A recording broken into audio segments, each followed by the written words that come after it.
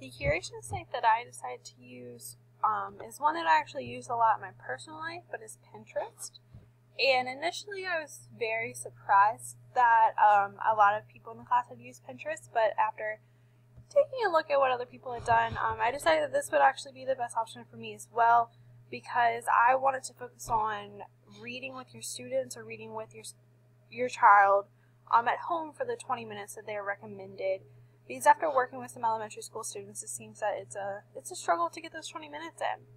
One of the things I really like about Pinterest that I talked about in the discussion board is that it is a website, but also an app. So if you're waiting to pick up your child from school, or waiting for them to finish up with football practice, or have a few free minutes before bed at night, you can just scroll through, look at the pen, get a good idea of what the pen is about, and either dive into it more right there or pin it to your own Pinterest and be able to go back later.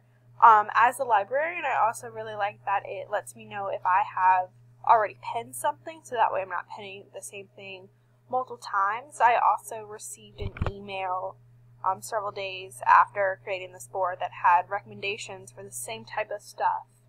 So I really like that. Another thing that I really like from both aspects as the parent and the librarian is you can pick something. So this is different ways to figure out what a word is or what it means for your student. Is you can say, okay, well, I really like that idea, but it's not quite what I'm looking for, and scroll down, and there are many related pins. So they might tell you the same thing in a different way or for a different group, but that way you can really find what you're looking for without having to start a whole new search.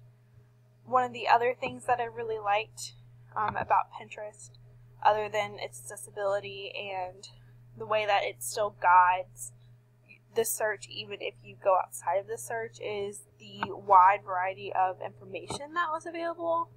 One of my favorite things that I found was actually the very first thing I found was this little infographic about how important those 20 minutes are.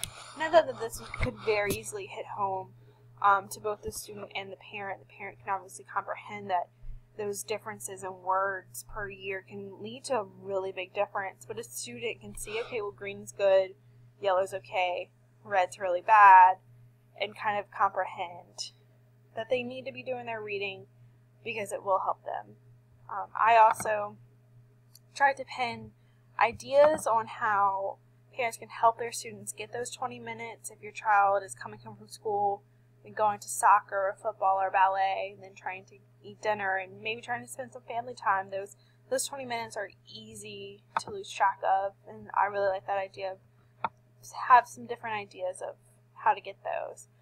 There's also a lot of options about how the parent can help the child or encourage the child to read, as well as different lists of books to read. That's one of the big things that I fell into in elementary school. Is I was an advanced reader and really loved reading, and I was reading the Little House series in the 4th grade. So by the time I got to the 5th grade, I really didn't know where to go. My mom really didn't know where to help me because history was not her thing.